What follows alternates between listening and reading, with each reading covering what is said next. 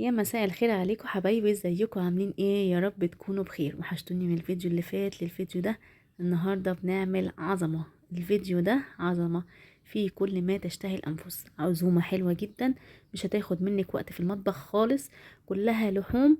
هتحطي جنبيها صينيه مكرونه بشاميل، حبه رز بسمتي، حبه محاشي وبس.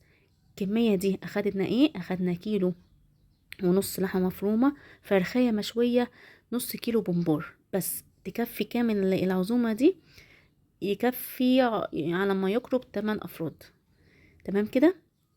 تعالي أقولك، بس حطي الاشتراك وفعلي الجرس وتعالي أقولك عملنا ايه. هنا دي كيلو وربع من اللحمة، عليها 200 جرام من الدوش، بصلاية كبيرة مفرومة ومعصورة طبعا، واخدين المية لوحدها. التوابل بتاعتي هتبقى ملح وفلفل اسود، بهارات لحمه، توم باودر، معلقه سكر وبابريكا صغننه، حبه بابريكا صغيره، وكمان جوز الطيب معاهم. يعني اقولك 3 4 عيدان من البقدونس مفرومين. هقعد ادعك كويس جدا في اللحمه علشان عايزاها تعمل انسجه. لو دي معلقه من البيكنج باودر.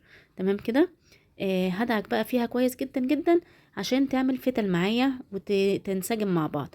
يا اما تدخليها الكبه. اهم حاجه كميه الدش او الدهون اللي تبقى في اللحمه. انا حطيت 200 جرام على تقريبا كيلو لحمه او كيلو حاجه بسيطه. تمام كده. الخليط اللي انا عملته بتاع الميه بتاعه البصل، حطيت عليها معلقه زيت ومعلقه صلصه، واحط عليها حبه ملح صغيرين، وده علشان اغلف الكفر او ادلك بيها الكفته من بره. تمام، يعني زي صوص كده عاملاه علشان يعني ادي طعم للكفته من بره وطعم للمنديل اللي معايا. تمام. انا ببتدي اقطع حتت صغيره اهي. انا بوريكي، شايفه الفتل اللي احنا عملناها؟ تقدري تدخليها الكبه علشان تاخدي القوام ده، او تقدري تدعكي فيها يعني ما يقرب عن 10 دقايق كده ولا حاجه. بصبع بالكمية اللي انا عايزاها. انا بحبه تخين، بحبه رفيع، انا بحبه شوية تخين علشان يبقى مميز عن الكفتة العادية، فانا بحبه كده. اما فكرة بقى المنديل نفسه، فكتير بنلاقي مناديل بتبقى الدهون اللي فيها رفيعة وخفيفة بتتلف بسهولة، وفي ساعات بتبقى زي اللي انتوا شايفينه ده، بتبقى الدهون بتاعته تخينة كده وسميكة.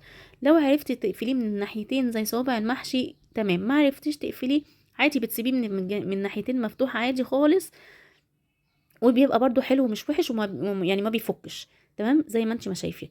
الاهم بقى ان الوصفه بتاعتنا كلها النهارده هتخش الفرن، مش هنستخدم شوايه خالص، يعني ما فيهاش تعب، ما فيهاش تدخين للشقه بتاعتك. ضيوفك هيجوا يلاقوا الشقه ما فيهاش عفاره زي الموضوع الشوي بالفحم، ما فيش الكلام ده خالص، هو كله هيخش الفرن.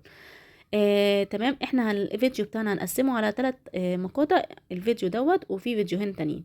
الفيديو التاني هيبقى للفراخ، والفيديو التالت هيبقى للكفتة. ده فيديو الطرب. تمام كده.